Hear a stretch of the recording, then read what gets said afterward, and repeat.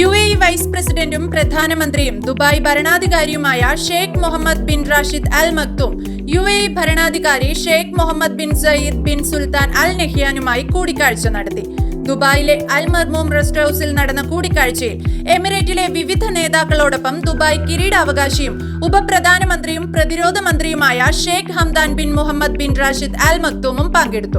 ദേശീയ കാര്യങ്ങളും പൗരന്മാരുടെ ക്ഷേമവുമായി ബന്ധപ്പെട്ട വിഷയങ്ങളിലും പുരോഗതിയും അഭിവൃദ്ധിയും നിലനിർത്താൻ ലക്ഷ്യമിട്ടുള്ള രാജ്യത്തിന്റെ ഭാവി പദ്ധതികളും ചർച്ച ചെയ്യാനായിരുന്നു കൂടിക്കാഴ്ച.